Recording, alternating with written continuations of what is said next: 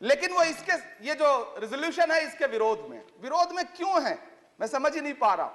अगर आप सबका साथ सबका विकास का दावा कर रहे हैं, सबका साथ सबका विकास के नारे लगा रहे हैं, तो अगर एक पर्टिकुलर एक कम्युनिटी जो जिस स्ट्रक्चर कमेटी की सिफारिशों में यह तय हो गया है कि वो दलितों से भी बदतर स्थिति में है, उसका आर्थिक सामाजिक स्थिति ऐसी है, अगर उसके उत्थान के लिए कोई बिल बात कर रहा है तो फिर उसके विरोध में है क्यों?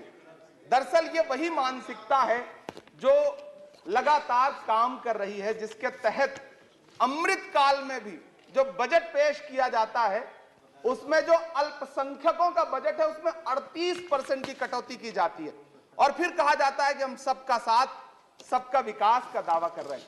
ये कौन सा सबका साथ सबका विकास का दावा है? विशुद्ध राजनीतिकरण होता है, राजनीतिकरण होनी भी चाहिए। लेकिन सर 2018 से लेकर अब तक जब अभिभाषण में आप कंटेंट एनालिसिस करो तो 43 बार 2014 का जिक्र होता है। सर इतना तो 1947 का जिक्र नहीं होता जब हम आजाद हुए थे।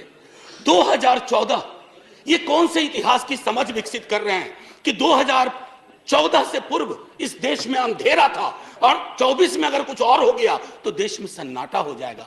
सर शून्य और सन्नाटे के बीच में टॉलरेंस 1952 में बाबू राजेंद्र प्रसाद। एक बड़ा दिलचस्प किस्सा है कि 2014 की खासियत क्या है। I was elected to parliament in 89। तो एक second, let's be little decorous. हाँ, be little decorous.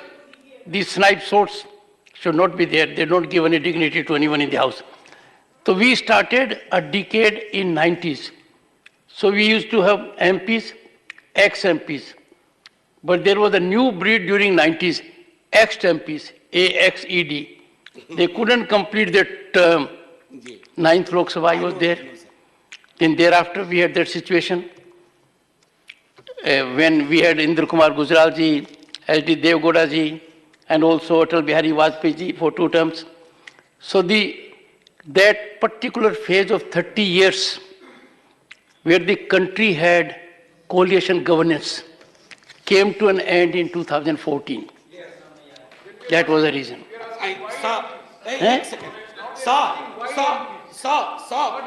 Jairam ji, अच्छा, I said AXED. माननीय सभापति महोदय, मेरे वक्त वैसे भी हम लोगों का अच्छा वक्त नहीं चल रहा है, तो मेरे वक्त में 2 मिनट का इजाफा कर दीजिएगा। एक स्पीकर हमारे और होंगे, संभव उनका कट जाएगा। सर प्लीज, मैं क्यों कह रहा था आप मेरे भावार्थ को नहीं समझे। 2014 सर इतिहास बोध 2014 से नहीं होगा, फिर क्या कहेंगे 47 में। हम पहली आजादी की वर्षगांठ हमने 48 में मनाई थी सर, तब तक बापू को खो चुके थे। हाँ, आज 75वें वर्ष में इस तथाकथित अमृतकाल में मैं ये देख रहा हूं कि गांधी की हत्या करने वालों का महिमा मंडन हो जाता है। ये भी है, ये है। इसके लिए 2014 चिंता का विषय था और कोई नहीं। प्रधानमंत्री डेमोक्रेटिकली इलेक्टेड हुए, कौन विरोध करेगा। लेकिन डेमोक्रेसी में कई एनोमलीज आ रही हैं, विसंगतियां आ रही हैं, उनका जिक्र ना करूं तो पार्लियामेंट फिर किस बात की सर। और इसी संसद से महज 800 मीटर की दूरी पर जंतर मंतर पर खड़े होकर के कार्यक्रम आयोजित होता है अभी 4 दिन पहले, और एक व्यक्ति वहां खड़ा होकर के सीधे आह्वान करता है कि ईसाइयों और मुसलमानों को काटना कब शुरू करोगे। सीधे आह्वान करता है। और सभापति उपसभापति महोदय, मैं पूछना चाहता हूं कि दिल्ली पुलिस उस पर कोई कार्रवाई नहीं करती, उल्टा जो मीडिया उसको दिखाने का प्रयास करती है उनको नोटिस भेजा जाता है। ये कौन सा सबका साथ सबका विकास है उपसभापति महोदय? ये हम बहुत गंभीर लोग यहाँ बैठे, मैं उच्च सदन में बैठा हूं, मैं यहाँ खड़ा होकर के कहना चाहता हूं ये कौन सा सबका साथ सबका विकास है उपसभापति महोदय? इसी दिल्ली में एक सांसद पाए जाते हैं, सत्ताधारी पार्टी के सांसद हैं, वो अपने कार्यक्रमों में सार्वजनिक मंचों पे खड़े होकर कहते हैं कि मुसलमानों का आर्थिक बहिष्कार करो। आप कह रहे हैं सबका साथ सबका विकास। कैसे होगा सबका साथ सबका विकास जब सत्ताधारी पार्टी के सांसद आर्थिक बहिष्कार की अपील करेंगे और उनके खिलाफ एक मामला तक दर्ज नहीं होता। प्रधानमंत्री जी अपने भाषणों में सबका साथ सबका विकास की बात करते हैं। मैंने प्रधानमंत्री जी के भाषण सुने हैं, जब 3 तलाक पर बिल आ रहा था उपसभापति महोदय, तो प्रधानमंत्री जी कहते थे कि मैं अपने मुस्लिम बहनों को हक दिलाना चाहता हूं, उनके न्याय के लिए लड़ रहा हूं, ये बिल मैं उनके लिए ला रहा हूं। आपने भी सुना होगा वो नारा। मैं तो उपसभापति महोदय बचपन से जिस विद्यालय का पढ़ा हूं, वहां संस्कृत का एक श्लोक सुना करता था कि यत्र नार्यस्तु पूज्यन्ते रमन्ते तत्र देवता। मैं इसे सुना करता था उपसभापति महोदय। और फिर आज जब यहां सदन में खड़ा हूं, तो मैं पिछले दिनों लाल किले से प्रधानमंत्री जी की, लाल किले की प्राचीर से वो भाषण, उनकी वो तकरीर भी सुन रहा था, जब वो कह रहे थे कि महिलाओं को बिना हक दिलाए देश आगे नहीं बढ़ सकता। जब वो लाल किले की प्राचीर से ये बात बोल रहे थे, तो उस भाषण के महज 2.5-3 घंटे बाद उनके गृह राज्य गुजरात में बिल्किस बानो के आरोपी रिहा किए जा रहे थे। उसी दिन उन्हें माला पहनाया जा रहा था, उनका सम्मान किया जा रहा था। ये कौन सा सबका साथ सबका विकास है? उपसभापति महोदय, मैं तो आपसे कहना चाहता हूं कि जो प्रधानमंत्री जी का इंटरव्यू ले, जो फिल्मी स्टार, जो उनसे पूछे कि आप आम चूस के खाते हैं कि काट के खाते हैं, उसके लिए तो रेड कारपेट बिछा है। जो अभिनेत्रियां उनकी विचारधारा के समर्थन में बात करें, समर्थन से ज्यादा आगे बढ़ के बात करें, उनके लिए जेड सिक्योरिटी है। लेकिन वो शाहरुख खान जो पूरी दुनिया में भारत के तिरंगे का मान बढ़ाता है, जिसे फीफा वर्ल्ड कप में आमंत्रित किया जाता है, उसके लिए सोशल मीडिया पे किस तरह के ट्रेंड चलाए जाते हैं? कौन सा सबका साथ सबका विकास है महोदय? मेरा नाम इमरान है। मैं उस पीड़ा को महसूस करता हूं जिस पीड़ा का जिक्र अभी मनोज झा जी कर रहे थे। मैं उस पीड़ा से गुजरता हूं, इसलिए मैं आपसे यहां खड़ा होकर कहता हूं कि हम हर दिन सुनते हैं, कई सारे मंत्री हैं जो ट्रेवल एजेंसी खोल के बैठे हैं, जो ये कहते हैं कि देशभक्ति हर दिन देशभक्ति साबित करो, चले जाओ वहां चले जाओ। मैं तो उनसे कहना चाहता हूं कि तुमने नफरत का जो बाजार सजाया हुआ है, तू ये कहता है मुसलमान पराया हुआ है, आजा दिल चीर के दिखलाऊं वतन का नक्शा, मेरा भारत मेरी सांसों में समाया हुआ है। हम उसको किसी को हर दिन उसका सबूत नहीं देते फिरेंगे।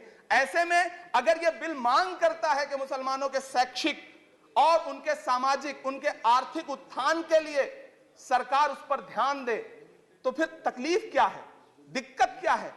क्या आपका जो नारा है वो झूठा है? क्या सबका साथ सबका विकास का नारा सिर्फ खोखला है? बजट से तो यही जाहिर होता है, आप लगातार घटाते जा रहे हैं बजट, आप लगातार कटौती करते जा रहे हैं।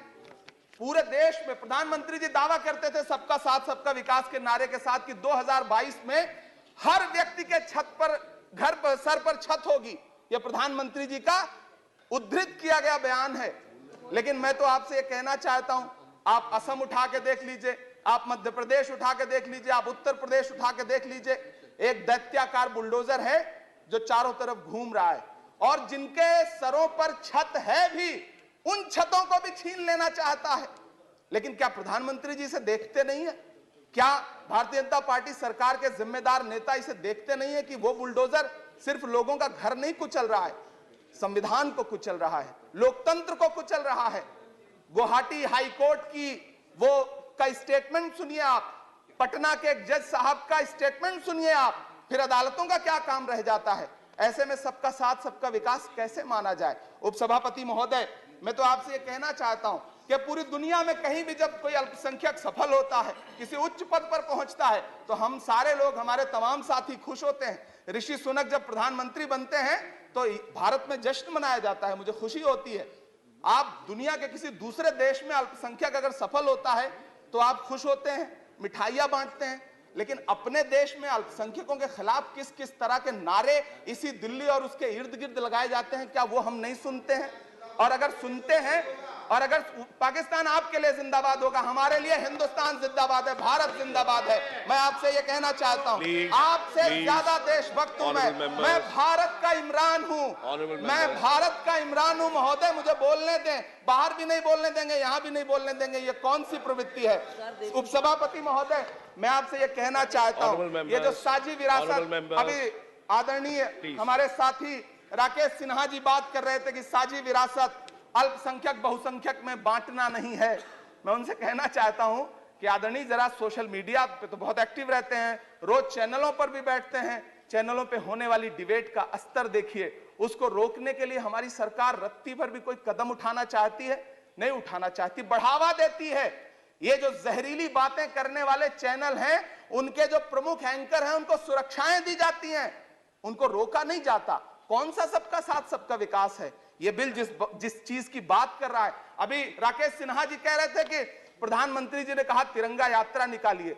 मुझे पूरा विश्वास है कि प्रधानमंत्री जी ने कठुआ के बलात्कारी के समर्थन में तिरंगा यात्रा निकालने के लिए कभी नहीं कहा होगा, लेकिन फिर भी निकली, लेकिन किसी ने रोका नहीं, किसी ने कोई आवाज नहीं उठाई। उपसभापति महोदय, दर्द बहुत सारे हैं, लेकिन ये जो रेजोल्यूशन लेकर के आए हैं उसमें जो शैक्षिक और आर्थिक बातों को उद्धृत किया गया है, मैं आपसे अनुरोध करूंगा कि इसे देखा जाए, इसे जांचा जाए।